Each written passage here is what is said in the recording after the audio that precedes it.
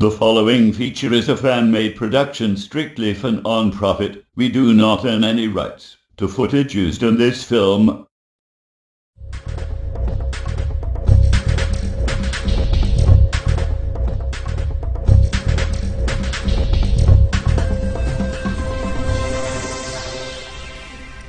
Carl. What? What would you rather do, right? I sort of put you in a ball, squash your head, right? Tie your head to your knees, like that, right? You have to walk around like that, right? Until you're formed, totally formed. So that's like the rest of your life. Just keep that for a year in a cage, and your head's on your knees, right? You have to walk like that, going, right?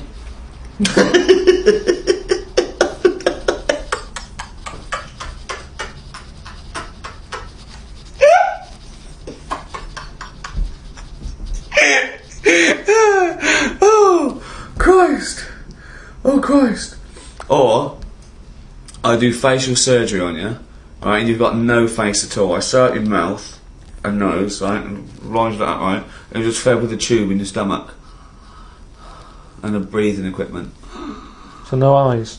Yeah, no eyes, no nose, no mouth, no nothing. I'll take your ears off, right? So you're deaf, dumb, blind. You're breathing through a little thing there. You're being fed straight into your stomach. And what's the problem with the head on the knees? Well, you're in pain. You can't use to walk like a crab everywhere. But I can still hear and see. Yeah. I'll have that one. Yeah. What would you do? What's the first thing you do when you get out of the cage? How long have I been in the cage for? A year. Just crying yourself to sleep every night. I'd call Suzanne, just warn her. What would you say? I'd just say, look, I'm coming home. Long story. Can you come and open the door? Hi, TV's Ricky Gervais here. I just wanted to tell you a little bit about my new book that's coming out this autumn. It's called Ricky Gervais Presents The World of Carl Pilkington. With me, Carl Pilkington. Right. Yeah, it's just to book some of the ideas and some of the chats and some of the stuff we came up with in the podcast.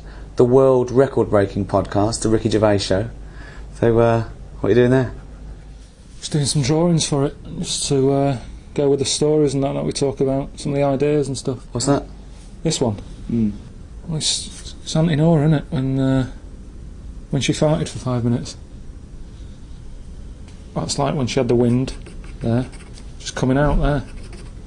She, like, had wind for 5 minutes. Oh, good. So just sort of pictures and that. So we could put this into the book of prize, could we? Yeah. Thumbs and that. Yeah. I'm still pretty sure that we would have got on alright without the thumb. Yeah. But if we couldn't, how about a thumb with one big finger? That works, doesn't it? It's just that idea I had. So now I went to school with. Yeah, well, there's a picture of them. The sort of two kids who had big heads. They also had like webbed hands. So they got by all right. They didn't struggle with stuff. So I just thought, if everyone had hands like them, less fingers, less messing about. Good. Maybe Richard and Judy can include this in their book club. Put a baby in a room with no contact with outside world. Why? Well, just to find out if it becomes gay or straight or whatever. Do you know what I mean? Yeah. Is it the outside world that's making them gay or straight? Is it, you know what I mean? And how long would you leave a baby in a room? I don't know. How long does it take to go gay? I don't know, like 20 years or something. Oh, right, good. You're sticking a baby in a room for 20 years? Yeah, I mean, it's not, feed it and stuff. So sure. Through the letterbox and that. Don't go mental. And what would this be for Channel 4, would it? If they want to televise it, they can do. But I'm just saying, just do it if it's not for the telly. Good. Well, people are rushing to buy that book. That's Ricky Gervais Presents The World of Carl Pilkington. It's the sort of book that you'd find written in shit under the floorboards of a serial killer's house. Brilliant. Well, good luck. Cheers. Put my name to that. Oh, chimpanzee, that monkey news, you. It was this bloke who was a builder. Oh, yeah. Right? And you know what builders are like? They sort of move about, don't they, from sort of building to building, just building. Well, yeah, once they built it, the building's done and they move on to build some more. Building to building, just building, yeah. So he goes to his next job and that, right? Who does, the builder? The builder. Yep. He goes to, like, the boss, new building. the boss of this building, who's building it. Right. Okay. Yeah. And he says what unto him? Do you need anything building? Okay. Right? Yeah. So anyway, so he says, yeah, there's plenty of work and that going about. Yep. He says, we're working on this one here. He said, get going on it, like, there's your bricks and your cement and stuff, get on with it. Yeah. Any plans? Just build. Just start building. Yeah. Go up. They're getting on with it and stuff, it's all going well. Yep. But he notices that there's someone working high up, right, on the top bit. Sure. Because do you know, like, there's girders and stuff on these big buildings. Yeah. And he's still building the bottom bit, And which he's is weird. still, yeah, well, that's the way they do it there, apparently, just to sort of speed it up, work from top to middle, from top to bottom. Sure, that's in imaginary land. We So put anyway. the spire on, now we better do the foundations, Yeah. and then put some stuff in the middle to keep it up there. So anyway, he's saying to, like, the other workers, he's going, who's that up there? Who's that up Like, there? He's working on his own. The little fella, was he? And, The little hairy fella up there. Who's the little hairy fella up there with the hard hat? and the other fellas are going, look, you know, don't ask questions, you know, the boss decides who he takes on, we're happy to be getting paid here. Don't ask questions! Yeah. Well, I'll see him when he comes down. So he said, well, it's pretty impressive, you know, the work rate he's doing, the way he's getting from one girder to the other. He Swinging, is he? He doesn't seem to be scared of the heights or anything. He said, no, just let him get on with it, you know, we work well as a team. Lunchtime comes, they're all sat on a little wall having the sandwiches, he's thinking he'll come down in a bit. He's just carrying on. Is he just still going? Still going on that, right? So the fella says to the boss man, he says, isn't that fella up there going to come down and join us for lunch? He said, like I said, mate, don't worry about him, right? So he said, oh, anyway, you've reminded me that he's up there. He said he's doing a lot of riveting and stuff up there. He probably needs some more nuts to... Right, sure. And what kind of nuts is that? Is that nuts to food, or...? So he said, what, nuts? He said, yeah, just, there's a bag full of them there, just put them on the hook, send them up, and he can get on with his job. So anyway, he picks these nuts up, Nuts, right? yep. Just hooks them on. He thinks they're not that heavy, No. considering, you know, I mean, they're normally pretty heavy, aren't they? Like, nuts big and bag of bolts and nuts, stuff. yeah. So anyway, he has a little glance in. Oh, no, what's in there? Nuts. What, you mean nuts that you can eat? Nuts that you can eat, Oh. right? So they send the bag up, and he's thinking, what's all that about? He checks him out, starts to stare, works it out. You can see that he's a little chimp running about, so he goes, I'm not happy with this. Why So isn't he? Yeah. He said, all them out Is the there. boss sitting in a tyre? He said, all them lot out there might not be wise to what's going on here. He Yeah. said, but I've clocked it, and you're sending nuts up to it. It's a monkey, it's not on. So he goes, look, you know, we're just all trying to earn a living here. He said, don't get involved in it. I'm happy to pay you, but I'm paying him. Don't interfere. He's paying him. And he's saying, look, I'm just not happy with this. It's not allowed. So the boss was saying, well, We to pay be honest, peanuts, we get monkeys. mate, he said, to be honest, mate, you know, he's a great worker. He's known for doing what he does. He's a good grafter. If one of you's going to go, right, I'm afraid I'll have to let you go, because he's been here longer than that. Yeah. He was made redundant. None of because that the monkey- happened. He was laid off. None of that happened. He's laid off and that. And that's No. where that saying about, you know, like there's a lot of tower blocks and that in America, it's like the chimp off the old block, is where... So that's monkey news.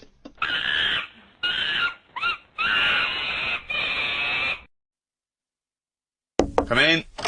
Right. Ah, Mr. Pilkington, and how are we today? Yeah, I'm alright, Doctor. Yeah, I've just come for my checkup. Okay then, pop your pants off. What? Just pop your pants off. Oh, and, I forgot to take my pants off. well, because I have to pop my finger up your What, me what? to check your prostate gland. Don't worry about it. Well, I am worried about it because prostate cancer kills 10,000 men every year in Britain. You can check that out if I get any symptoms. Well, there aren't always symptoms, and symptoms do vary from man to man. So the best way to check it out is Well, I just pop my finger up I'm- there I'm really and have a happy with this, feel. just- Don't worry about it. Wait, is that it? Yeah. It's not that bad. I don't know why he was worried. You probably saved his life there. Does he have to be here? He's just a mate. Don't worry about him. He's just watching me at work. Prostate cancer is the most common cancer diagnosed in men. The chances are you know someone who's affected by it. To help make a difference, please donate now. Well, congratulations, Ricky. Much deserved, I'm sure. Thank you very much. Ricky, I just wonder if I could ask, you're the most famous comedian in the world, and yet despite your incredibly successful career, you're still able to give enormous amounts of time to charity. Shut up, embarrassing me. Well, that's what you've written, I think. Just ask the question. No, I just wondered how you find so much time in your hectic schedule to help charity. You've got to find time. 30,000 men are diagnosed with prostate cancer every year, 10,000 of which die of the disease, and a man dies every hour from prostate cancer. So, you know, that's why I give so much of my time and raise so much money for cancer. I mean, I don't know if we've got any stats how much I sort of raised last year for cancer. Just says fucking millions. Yeah, and they're welcome to it, you know. But I will say this, if I ever get cancer, I'm going to go into the nearest hospital and go, right, I paid for that machine, get that little bald fucker off it. Talking of little bald fuckers, Carl Pilkington. Right. Thoughts? Just one. It's 2006. Why are they still using the finger? Good point. Good question. Chris Martin from Coldplay, got a few questions for you. Can I wear your sunglasses?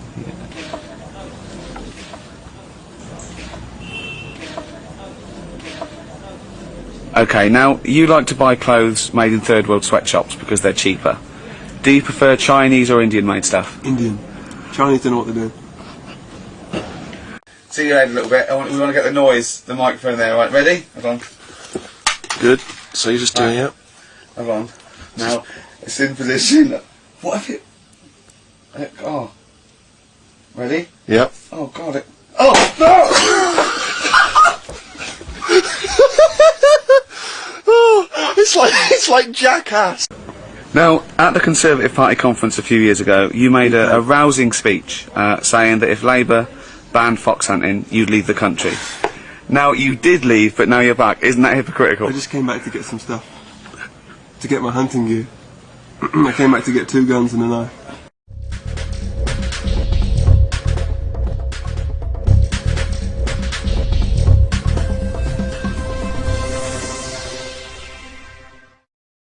No. What's the other question? No, you famously said you don't trust black people. Isn't that racist? I think racism is a state of mind.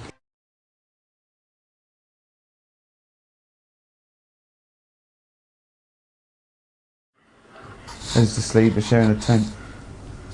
I've only got one. Well, I've got one tent between them, have they? Yeah. But why don't they take 2? A tent's not that big. Oh, yeah.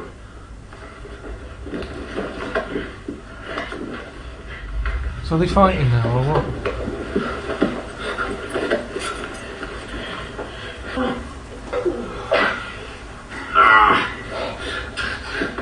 It was cold outside, he said come in my tent. And then that happens. What do you think, Carl?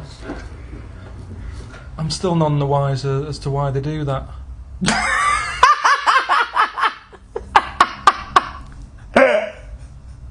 Are they both gay? I think if you have sex with another bloke, you're generally considered gay. If you're willing to pop your John Thomas up, John or Thomas, Yeah. I think you could be considered As a rule of thumb. What I mean is, if they're mates, they're going across the western, whatever that it's called, right? Across the west, on their horses. They say, come in here, it's cold, don't be sleeping out there by that rock. Get in a tent. They get in a tent, there's still no mention of gayness. Then, one of them does that. I know. Well, I don't know. It must have been planned, is what I'm saying. No. How do you know what your job is? No. It's What do you mean, like how do you know what your job because is? a man and a woman, it's like, well, we know what we've got to do here, but with them, there's different options. So how did they know what the job, whose job was what? Are you saying how did they know who was on top, so to speak? Yeah, because it all happened pretty I quick. think you fight for it. I think it's first dibs, isn't it? Like bunks, like bunk beds, isn't it? I don't know the rules. I don't Well, know. I don't know what the rules are. I don't know what the rules are. But But then what happens then, Steve, after that night? because of the difficulties and constraints of the time in which they live, they have to live a lie. So they both get married to wives, but they maintain their love affair across the years and the decades. Yeah, but don't the wives get suspicious when they keep saying we're going camping again this weekend? Well, you're very right. They do. But you wouldn't suspect a cowboy, would you? Except the one in Village People. Yeah. I thought he was the only cowboy He's fairly. that was a little bit iffy. Yeah. I don't know. He hangs around with a Native American who's normally the antithesis of the cowboy. The cowboy and the Indian, they hate each other. They hate don't each other, yeah, I know, But yeah. they're hanging out. So are you going to watch the rest of the film now? Has it whet your appetite? Could the film still happen even if they weren't gay? Is it just a cowboy film, but that's a bit of filler? just have another watch and see if there's anything else. Oh, does he want to watch it again? Are you sure you want to watch it again? Listen, if you want to watch it again, watch it again. Yeah. No, I'm just... What? No, if you want to watch it again. If you want to watch it again, watch it again. Don't be afraid. Don't be afraid to watch it again. If you want to watch it again. Look what you did. Still doing stuff for the book. So, just... The World According to Carl Pilkington. Yeah. You can buy that now. Pre-order it on Amazon, can't you? Yeah. Or wait till September 18th. Pre-order it now. Right. What's that? That's me. Just, I'm stuck in a spider. You said, you know, about what would you do and all that if you were stuck in the body of a spider. Alright. So I said I'd just have a sleep. So there I am, just having a kit. Little Okay. sleeping bag. Good. That's the thing about if you cut off an head, the body lives for like about a minute. Doesn't. No, it does. They did a test, didn't they? No, didn't. No one did a test. We've done it. Got freaks. My favourite freaks. Oh, right. Oh, that's a... Yeah, a lot of people want to know what your 5 favourite freaks are. I'd buy a book about that. So number 1, the Elephant Man. You know that. There he is, with his buns. Number 2, Pillow Man. Yeah. 3, Siamese Twins. Annie. Mm. 4, Three-Legged Juggler. 5, Pig-Faced Woman of Manchester Square. They're not in like that. Isn't in an order that I want to see them or anything. They're all as good as each other. Okay. So maybe if you're a freak and you want to meet Carl, would you want to meet a freak? If we could, there's 6 billion people in the world. Must be somebody like this that wants to. Would you want to meet the Pillar Man? Yeah, it'd be all right. But how's he going to get in touch?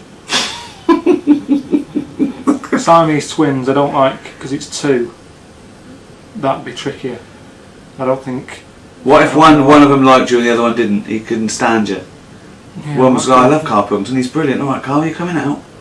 Yeah, but I wouldn't want to put them in that situation because I can go home. They're still bickering. So yeah, I don't want to meet them. Three-Legged Juggler. Yeah.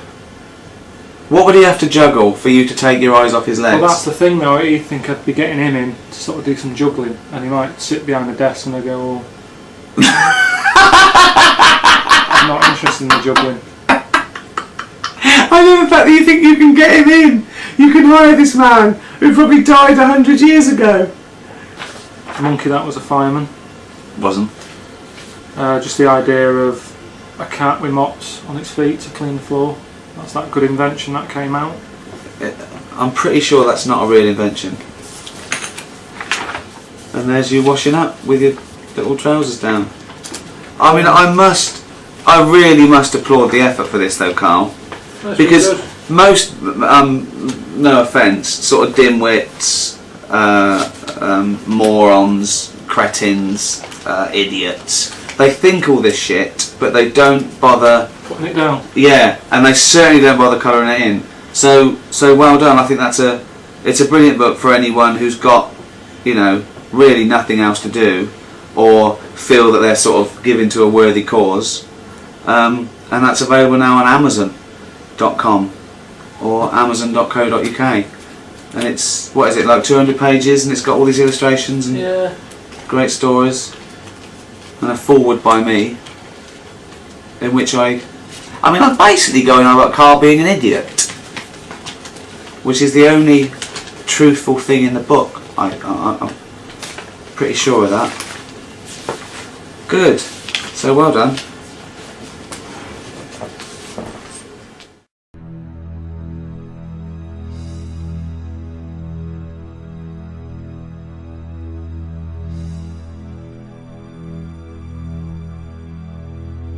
Have you ever been in a hospital when it's been shut down, or a school when there's no kids in it, and there's that sort of bad atmosphere of like weirdness? Yeah.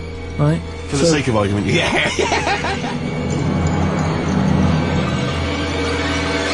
We're wandering about and I say, oh yeah, what's in this room, right? And all the floors are like a wreck and rotten and stuff. Oh my god. There's a little sign there, right? And I go up to it and it says, flies this way. So I follow the arrow, which goes to this corner where there's a shelf, about 3,000 dead flies on it, condom stuck on the top.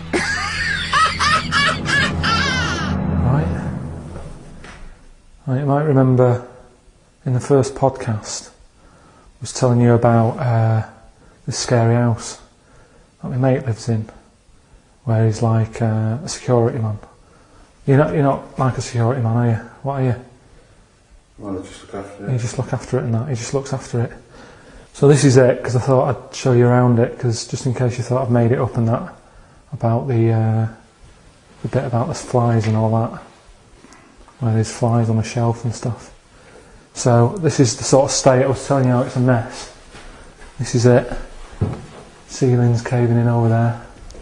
It's just there.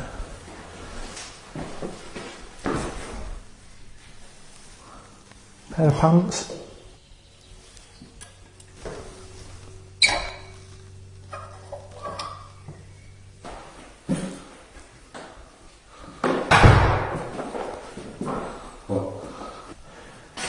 Right then, we've found the room that I was talking about on the podcast, with the dead flies and that on it. This is the sign that I was telling you about. Got a fly on it, right? Little arrow. There's flies here, look. Little ladybird there. Oh, flies attacking the ladybird and that. Right? So you've got that. We'll follow it along. Right, you think, well, there's nothing there. And you've got, if you can get the camera up there, right? Look at that lot. Dead flies. I'm just showing you this because some people have said, oh, you made it up and all that. But there's no way, just for the sake of the podcast, I'd go around collecting that many dead flies. There's a condom as well that I was talking about. Weird, isn't it?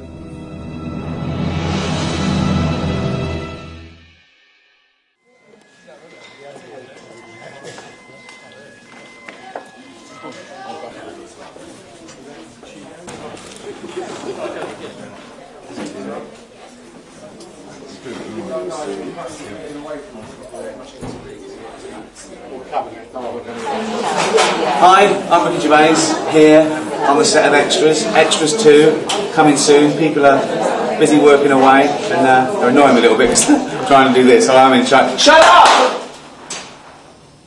That's power. Okay, back to work. 14th September, the new series starts. We're here filming a scene for the final episode, actually.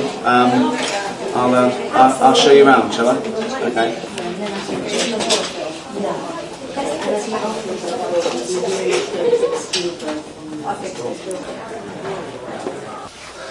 I know what you're thinking.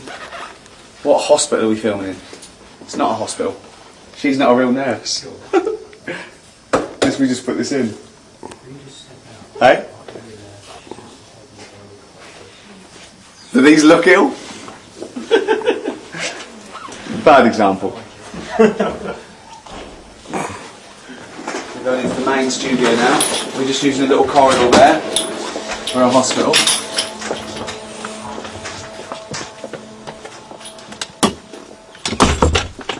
Ooh. Oh. We're in the wrong studio. Yeah, I think we are.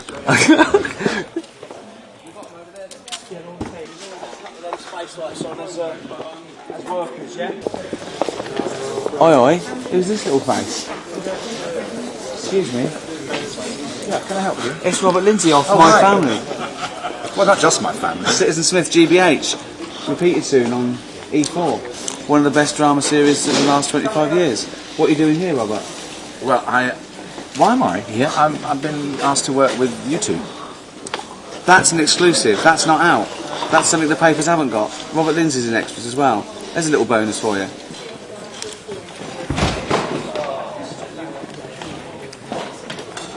So there's a little teaser of Extras 2 coming soon, September the 14th, BBC 2, 10 o'clock. But check out the website. I'll do one of these every few days. Oh, sorry. I've gone toilet. Oh, I've gone toilet. Can you empty it? Can you empty it?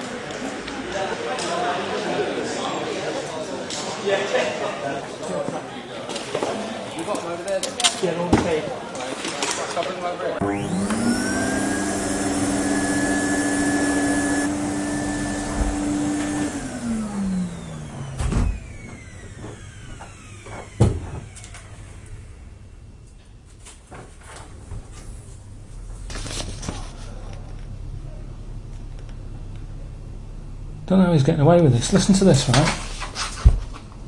Crudge evolved bi-goggles at one end and Flagy-plays at the other, right? Eventually becoming Whittles. Some Crudge went on the other way, developing a uniflap and becoming a Sploon. Sploon grew into Flunts, and Whittles branched out as Scruddlers and Wumps. So I don't understand why people want to read about these sort of made-up animals when there's weirder stuff than this knocking about anyway. Do you know what I mean? Like, I read something about a crab that what it does, it's born, right, and then it's floating about in the sea, and it spends its days looking for a mussel. Do you know, like the mussels you get in the sea? Spends its day finding one of them that's got a little gap in it, gets in it, that's it. It's done its sort of life's job. It just gets in the mussel and stays there. So that's pretty weird. Do you know what I mean? You don't need to sort of invent a Sploon, a Spluff, and a Wumph. The Moulon. It's the most intelligent being on the planet. It believes that all life is precious and never knowingly hurts another flanimal. The saddest sound in the universe is the whimper of 1,000 Moulons when one dies. Do you know what I mean? That's quite sad, isn't it? It's like whale noises, that, isn't it? Because they say, what do they say? Like how if a whale's crying, another whale can hear it from miles away.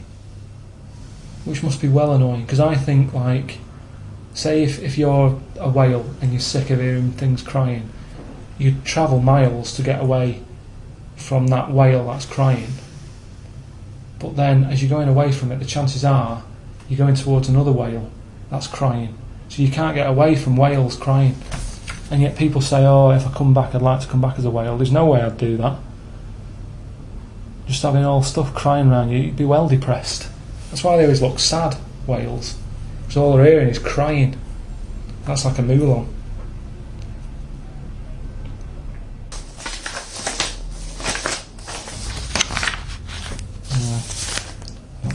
Don't know what order this was in.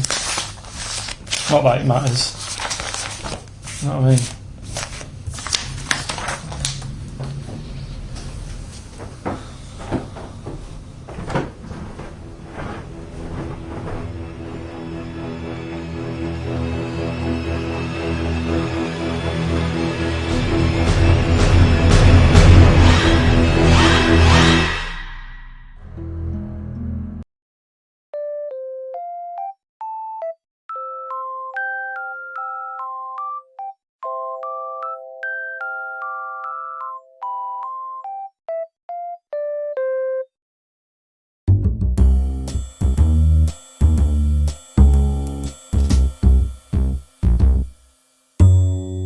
Ricky and Jane were going on holiday for a few days and had arranged for Glyn to come in and make sure the cat was okay while they were away.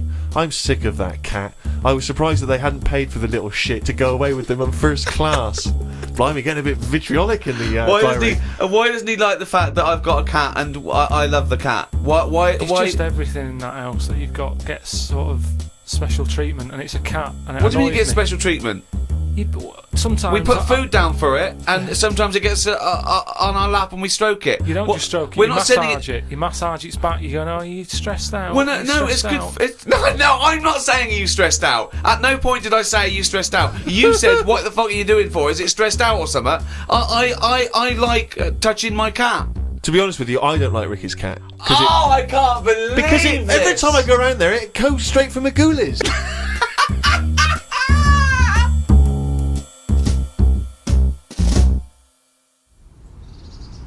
I just don't like it.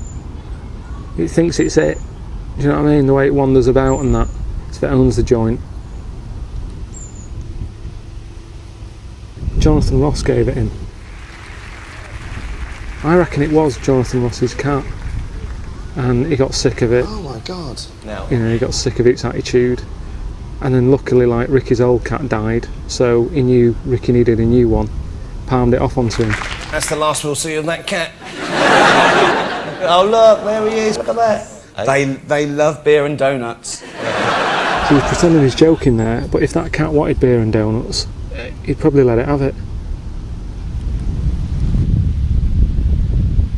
The thing is, it never goes out. So there's no chance of it ever coming to any harm. So it's going to last forever. Do you know what I mean? We got through loads of cats when I was a kid, because we lived on a main road. So none of them really got the chance to annoy me, because they were never around long enough. If the cat sat on his knee, he won't get up.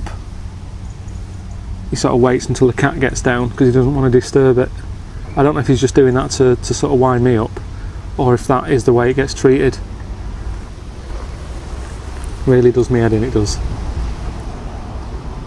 When they go away on holiday, it's a big upheaval. You have to organise people to sort of come round and feed it and make sure it's alright. That's what's meant to be good about cats, that they don't take much looking after. My mum and dad's last cat that they had, it's called Charlie. They went away for a month to Spain, just left it outside.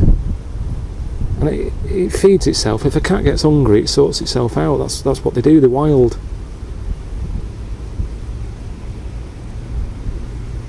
I mean, it had lost an eye by the time they got back, but it didn't go hungry. Sick of it. Hello. We've taken time out of our busy schedule to tell you about the new series of The Ricky Gervais Show. It's coming soon, in fact very soon, August the 22nd. It's another 6 half hours of drivel, available on iTunes and Audible, and we've got loads to talk about because we've just been filming the new series of extras, which is, you know, turning out fantastic. Well, that's not for us to say. Wow, it's us that's talking, and I'm telling you, it's brilliant. No doubt win all the awards. Well, we don't do it to win an award. It's not, no, we don't do it to win an award, we do it to win loads, particularly the American ones. Brilliant, so look forward to that as well. But anyway, the Ricky Gervais Show, featuring me, Ricky Gervais, Stephen Merchant, Hello and, there. of course, Carl Pilkington. There he is. Alright. So, yeah, we've been working with the likes of Orlando Bloom and Chris Martin from Coldplay. David Bowie, Sir Ian McKellen, Daniel Radcliffe. So we've got a lot to talk about, haven't we? We've got a lot to talk about. And Carl, it's been 3 months. So have you got anything to talk about? Have you been doing stuff? Yeah, I've been doing loads of stuff. Yeah. Yeah, we say that. The reason I ask is because on one podcast, your entire week's events consisted of going to the cobblers, and that made it into the diary. So, have you done anything interesting?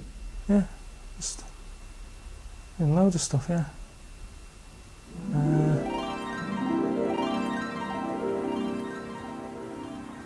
It was weird, right? I was in the park, right? Just sat there having an apple. Finished eating it, chucked it on the floor, right? Within seconds, an ant was on it, eating it. It's weird, isn't it, right? How that ant is totally different to me, isn't it? What it gets up to in a day and that couldn't be further away from what I'm doing. And yet, we both like an apple.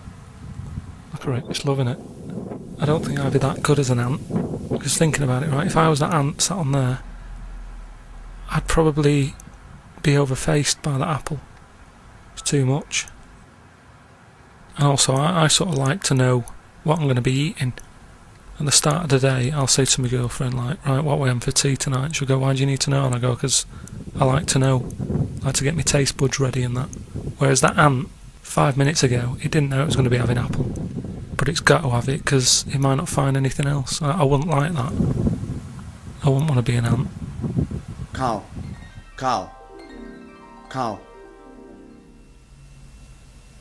What are you thinking just then? Just thinking of stuff that I've been up to and that. Daydreaming, more like.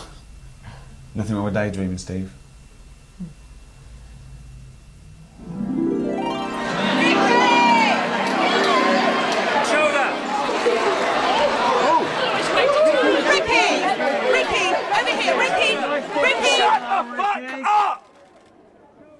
Jesus, you know how fucking annoying that is.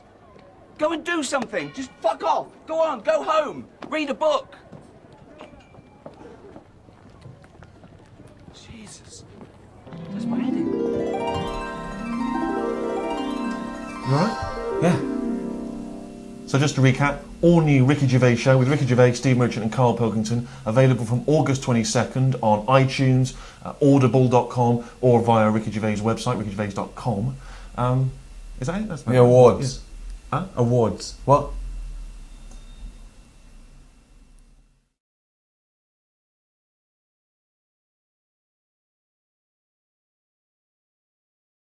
What I'm saying is, right, there's now too much choice. Whenever you get a menu in a restaurant, it's not like, oh, right, what is the? Yeah, I'll have that. There's too much. It's like a book now, isn't it? And you look at it all.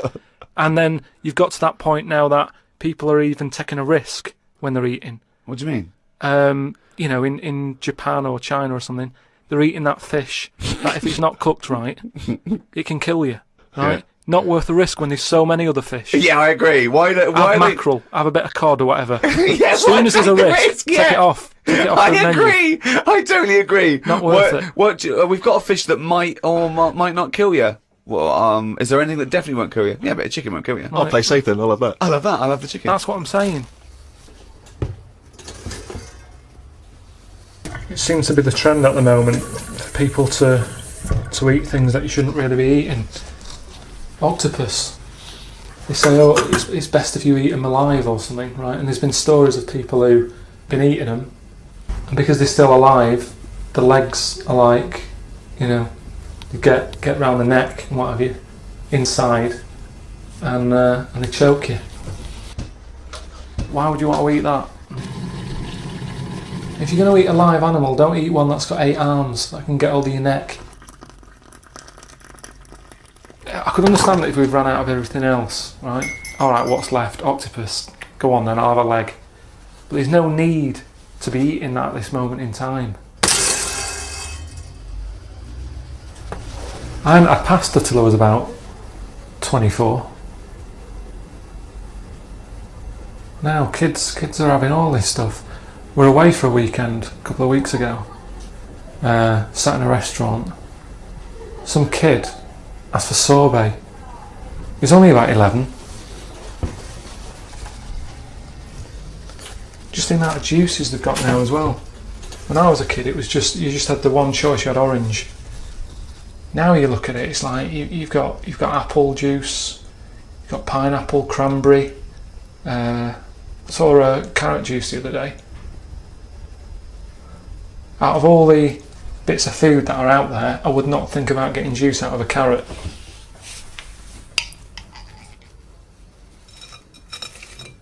People are always going on about that place where they eat dogs, saying, oh, that's terrible, that. But I don't think it's that bad. As long as it's, you know, it's their own dog. If we're eating octopuses, why are dogs getting away with it? Excuse me, I don't suppose you've got a copy of The World of Carl Pilkington, have you? No, sorry. It is rather new. The World of Carl Pilkington.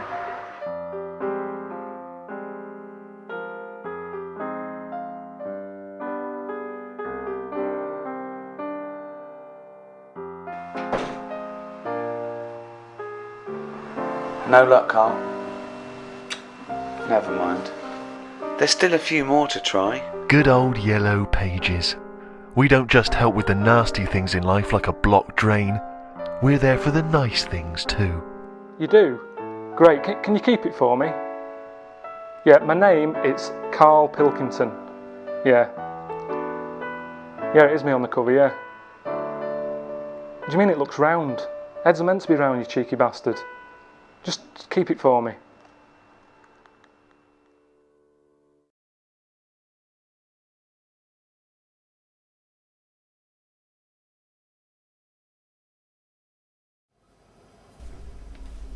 I did my new book at home, you know, all the writing and the drawings and that, which, you know, should be a pleasure to do, really, you know, working out of home, but it wasn't. The amount of noise from downstairs. They've got builders in at the moment, and they're ripping the place apart. They're knocking down walls. They're drilling all hours. It's been doing me head in. There's dust everywhere. I've been breathing that in, which made me ill a bit. So that's when Ricky said, you know, if I wanted to get away from the noise and that, I could use his office to work in. But it can be just as hard to work in there sometimes. Is that annoying? A little bit.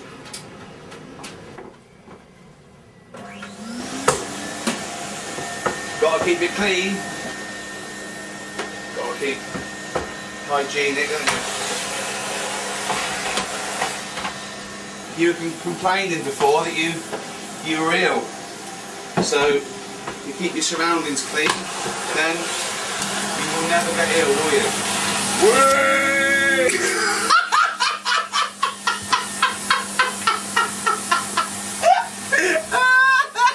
Oh God! Oh God! That was amazing! So that's why I decided, you know, it'd be easy just to work at home in the end.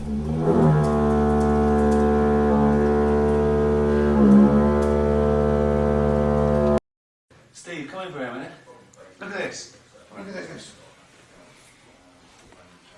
Just ask Carl a few questions about what's going on. You enjoying this, Carl? Not really. Why? To be honest with you. Why do you allow this to go on? Well, what do you do? His little voice. So you're out of his reach. He can't climb you. No, but he's got a voiceover tomorrow, haven't you? Tell him what you got something to say. I'm not telling him whilst it's like this. Well, just No. practice it. No, If you can do it like this, you can do it tomorrow. I'm not doing it whilst like this. Say it. Because this isn't how they do it tomorrow. He's got to say, hula hoops. They're in a world of their own. Try that. I'm not doing it I'm whilst... sweating. I know you are. Right, hang on.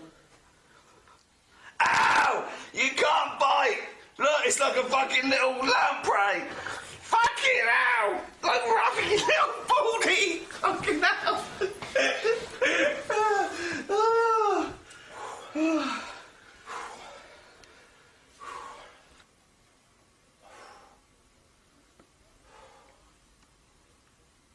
That's good, isn't it? Send that to Suzanne while she's in Beijing, let her know everything's alright. Don't worry about me. You know, sumo wrestling.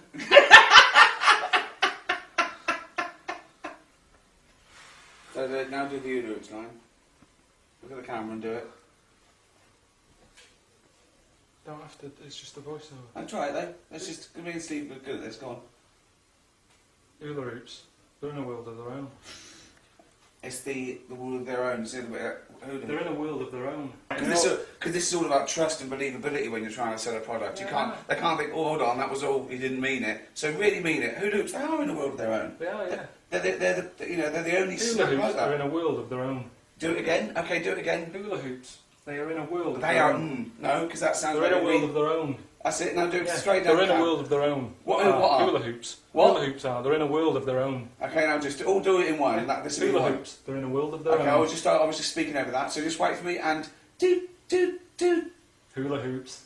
They're in a world of their Or own. lose the gap and look at the camera. Lose the gap in the edit. No, because The that's equipment. false. Use No. the equipment. It's been invented. Use it. Okay. It's there to be used. Okay. Hula hoops. They're in a world of their own. Tick, tick, tick. Look at the camera. Tick, tick. Okay, 1, 2, 3. Tick, tick, tick. Hula hoops. They're in a world of their own. Okay, just close that gap a little bit. Hula hoops. They're in a world of their own. Okay, look at the camera. Hula hoops. Wait They're till in a I world finish. of their own. Tick, tick, tick. Hula hoops. They're in a world of their No, own. close that gap. Okay. Close the gap. Okay. I want to Tick, close it. tick, tick. Hula hoops. They're in a world of their own. Brilliant. Excellent. Well done, boy. Well, yeah. When I did the film, Steve, in Boston, I was there, as you know, I flew 7 hours dressed up as a caveman. 2 days on the set. It's not been used. It's been cut out. So there's an exclusive for you. Come on in. We've got work to do. Hi, I'm Ricky Gervais, and I'm the guest editor on Esquire magazine this month. So please go out and buy it. I've wrangled up friends and colleagues from all around the world and all branches of the arts and literature and entertainment. Everyone from the cast of The Invention of Lying, my new film, out now with Jennifer Garner, Rob Lowe, Jonah Hill, Tina Fey, Jeffrey Tambor, Jason Bateman, the Simpsons guys who are doing my Flanimals film, Louis C.K., who's also in the film but is, in my opinion, the greatest stand-up working in America at the moment, right down to the lowly slugs of the entertainment world, like Carl Pilkington here, who also features in the magazine. So Carl, what have you done for Esquire magazine? Did quite a lot, actually. Good. Considering it's it's for free. For a slug, I think I did quite a lot. Yes. Yeah, but Esquire's not for free, is it? It's people pay for it. What do you mean? I mean the content that I've supplied. Yeah. Dan got in touch. I don't know what Dan does. Who's at Dan? Esquire. I don't know. Some bloke at Esquire. He Right. got in touch. He said, "Oh, Ricky wants you to do something for it." So I thought, all right, if it's 300 words, 400 words, I can do that for him as a mate. Not a problem. Right. And then it's like, well, we're thinking more sort of 1,500 words.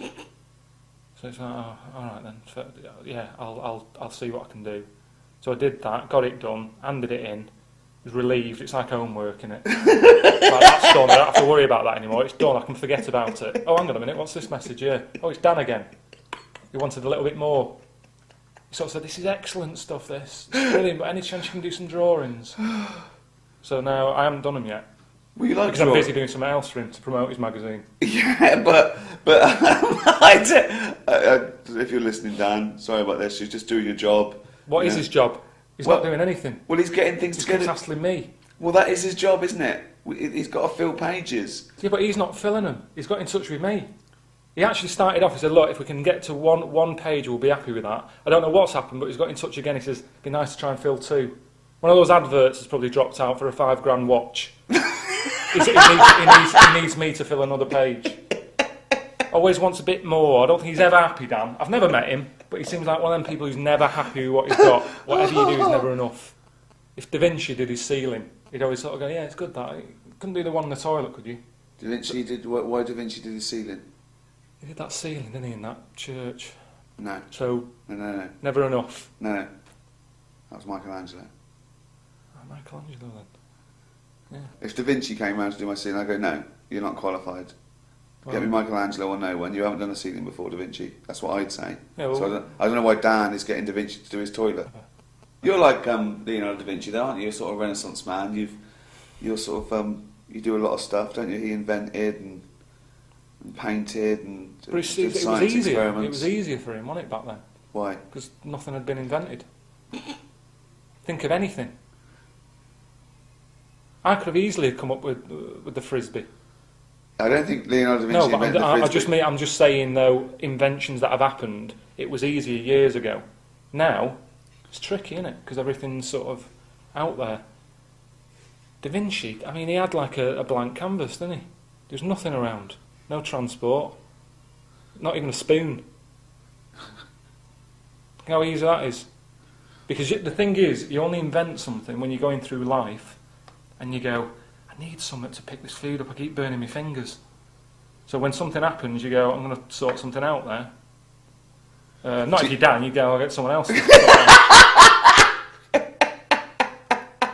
No, but think of that as an opportunity in your world. You're an author, you're a broadcaster. You write things, you like travelogues, you do your books. 2 pages in Esquire doing what you do. It's like an advert for the Pilkington brand, and you're moaning. It's just annoyed me a bit, the amount of stuff he's asking for. What have you done? What have you come up with? What did you do for this magazine? It's okay moaning about it, but I did like. What have you brought to the table? I did a list of thoughts. I did an A to Z because I thought it'd be good to have something that's got a bit of a concept for people who are going, who's this? I don't even know. You did an A to Z of thoughts, right? There are 26 letters in the alphabet. Yeah. You've never had 26 thoughts in your life. You had a thought for every letter of the alphabet. Yeah. What was Z? What was Z? It was about. I think I used that as sleep, like zzz. Just a thought about, you know, what was it? I think it was something. Yeah, it was something to do with sleep that day. It was a thought that day, so it's not the same thought today. I can't remember what it was. It's gone.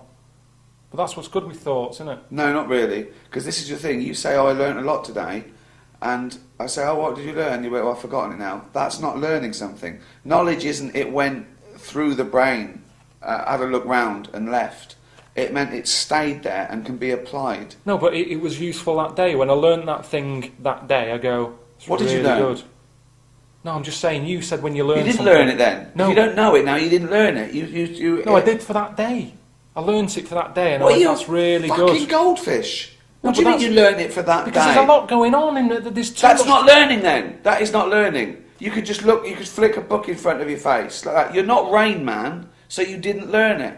No, but I did learn it for a bit. You learn something fresh and you go, get rid of that one, this one's better. But you can't, there's no way you can remember everything in your head. There's too much going on in the world now. That's why post-it notes were invented. We can't remember everything.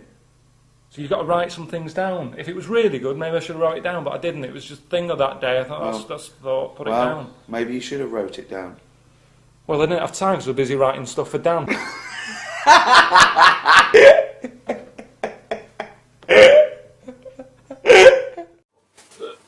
Oh, that round head.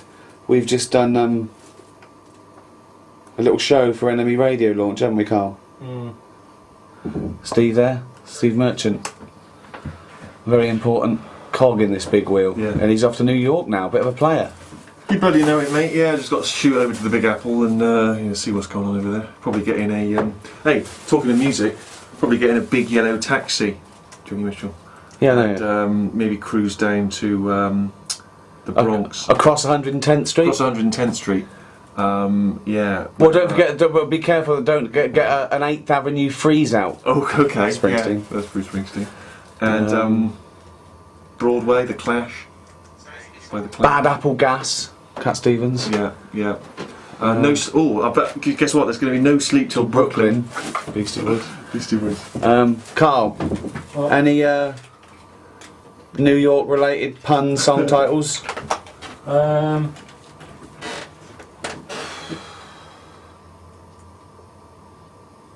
New York.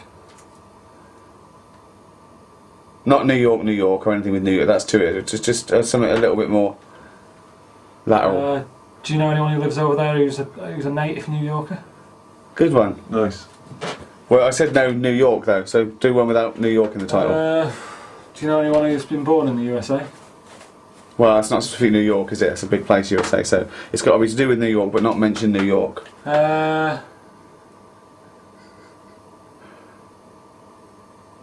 Well, so he's a... They're living in the city. Well, that's any city. That's any city. Said. Yeah, but it's any city. It's got to be. It's exhausting. Well, think. Positively 4th Street. We just said loads there. Yeah, well, you've had first dibs. Hang on a minute. The world. That noise is actually Carl's brain just turning over. Go on.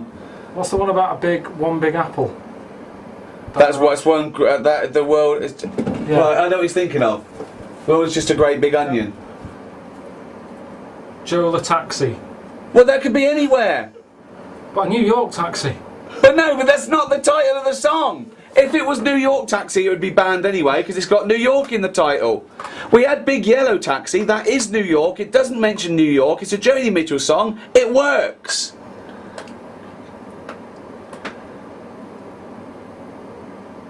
Is that picture now on a freeze frame? What are the other streets? Oh God! Carl! Okay, right. Say something right, think of something to do with New York, then see if that is a title of a song, and then say it out loud with your mouth. So something to do with New York. Is that a title of a song? Does it have New York in the title? If it doesn't, but it is about New York, then say the title of the song. So far you've come up with titles with New York in the title. Can you think of any others? Well, yeah, we will in a Have you minute. got one on your head? Well, I don't. Yeah, because you said that we had first dibs. You just saw how quick we just came up with them then. So come up with one.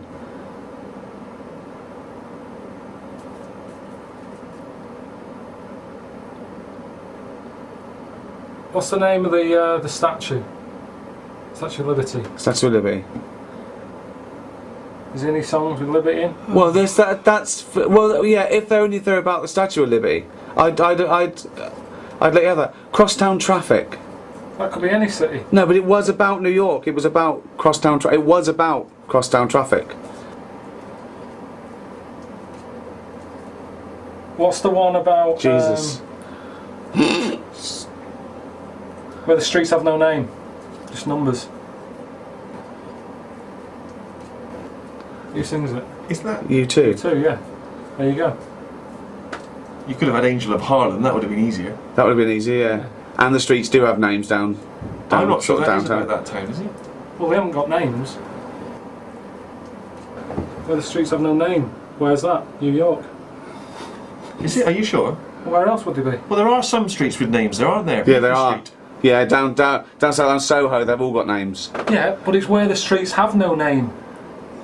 The streets in New York have no name. They're numbers. No, some of them have names. Where? Well, we New just York? named some. Bleecker Street. Yeah, I'm talking about New York. That's in New York! That's what Simon and Garfunkel wrote about it. It's down in Soho, Bleecker Street. Oh, I don't want to play.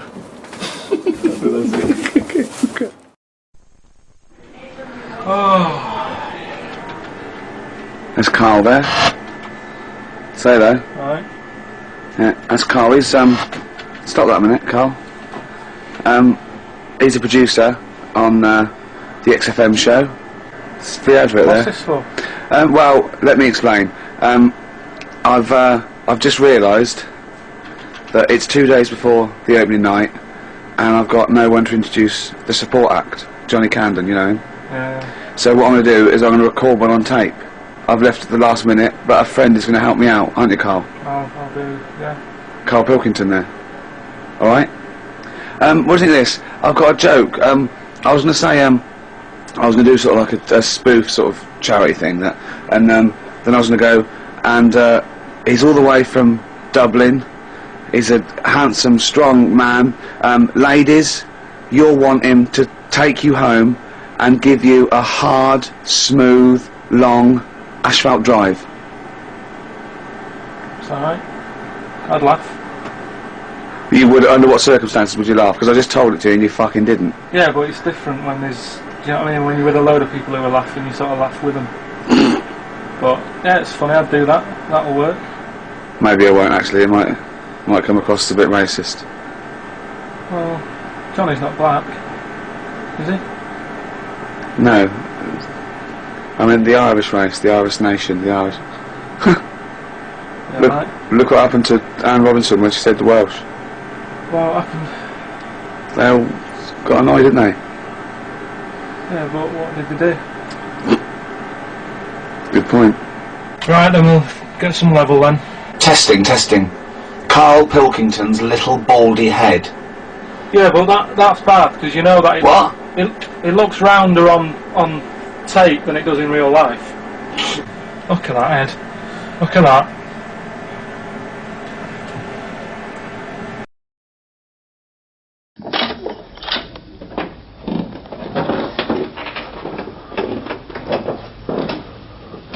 Sure. What? Just want to explain what's happening? Yeah. We're in the middle of filming extras. Done Sam Jackson. There's Dennis. As you know, we've got Kate Winslet, Ben Stiller, Ross Kemp, Jude Law. No, we haven't got Jude Law. He pulled out a minute ago. Just a little bit annoying. Yeah. His film's run over and he's got to do another film and he needs some time off. So we've just got to replace Jude Law really. So we've got to find an international heartthrob that won't mind making a twat of himself. So it's 8 o'clock. Just going to try and do it. Luckily, America's a little bit behind us. So what we've done to prepare this, me and Steve, what we did, Steve holding the camera there, that's why I'm looking above the camera. Usually you look to the side of the cameraman, but he's about 9'7". What we did to prepare ourselves was, we just got fed up and had some wine. So we're going to call some agents in America. Don't worry about it. Annika Rice can build a house for orphans in a week. I can do this.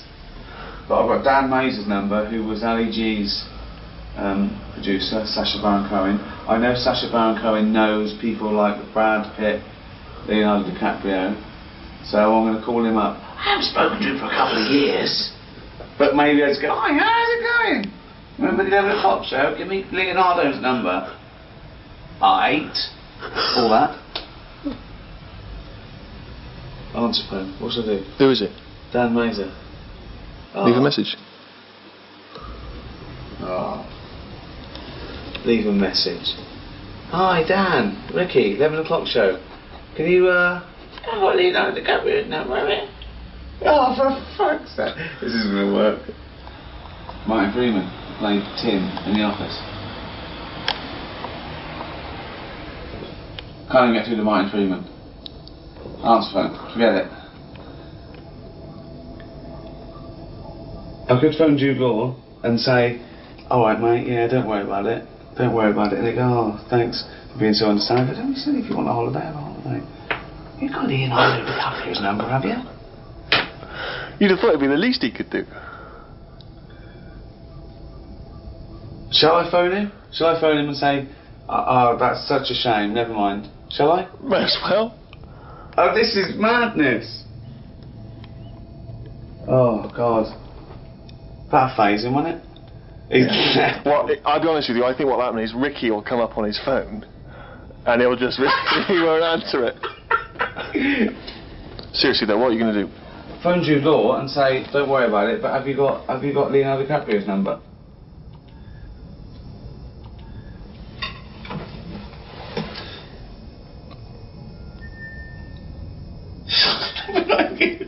Oh, he's changed his number? Oh God, that is amazing. Oh, you know what this is like? It's like one of those documentaries about a loser who you know what I mean? A fantasist. Well, I met him once. Well, I think that I can probably become a director because I have Jude Law's number, but that's just a string of 9s. Yeah, his number's 999999999. That's his number. There's no evidence that I know any of these people yet. Oh, for fuck's sake. Hi, can you go into the study? There's a 2004 blue desk diary. In the back of it, there's loads of different American agents. Okay, I've got the colour wrong and the size, but listen to the hairs. And the year. Okay, but listen. Can you read down the list? Okay, and who's under CIA? Who are the names that are under CIA?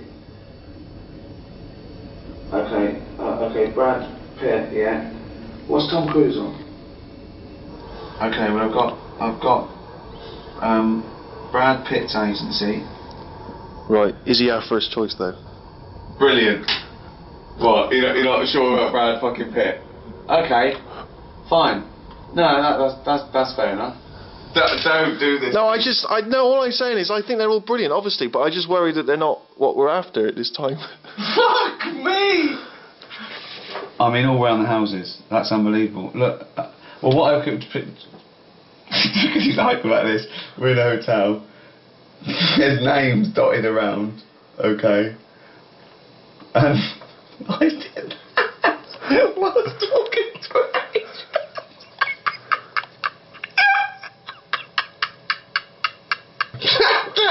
That's my greatest achievement tonight.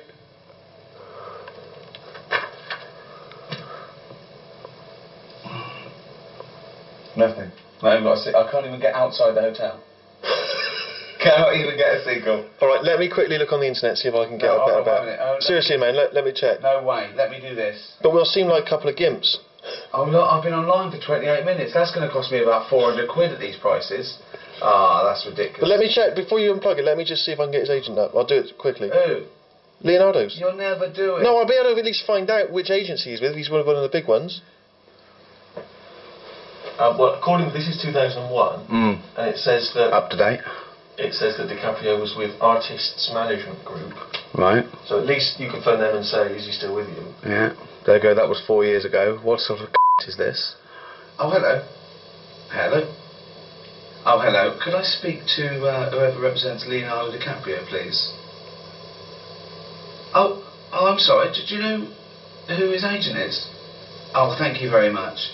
Cheers. Bye. Screen Actors Guild. What's the American 118?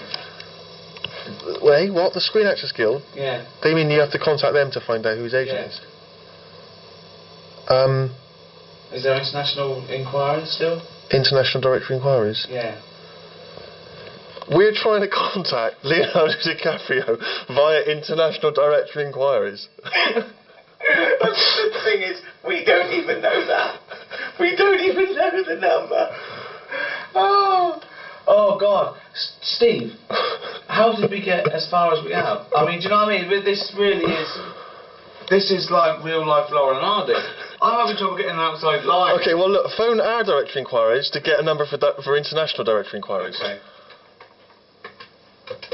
And remember, it's not 192 anymore. Oh. Hello, have you got a number for International Directory Inquiries, please? I need a number for the Screen Actors Guild, please.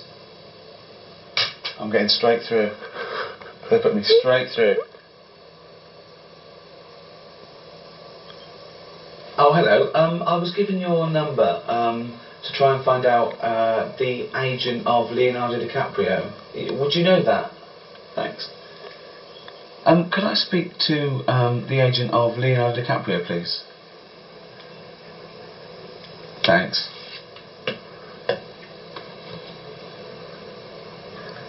Oh, answer phone.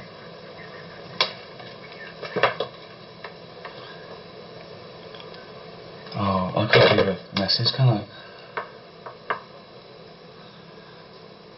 Well, that's pretty good going. What?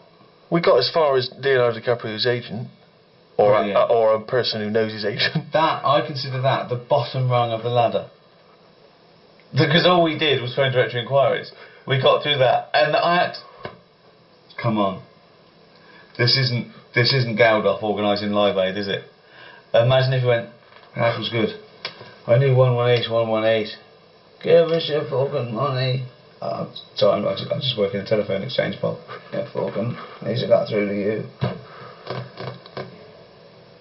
I do feel like one of those people that's in a documentary going, one day I will meet Tom Cruise. I'll marry him. And then Coldplay plays a bit, and it's a picture of me going to the shops like that. Do you know what I mean? Waste of fucking time.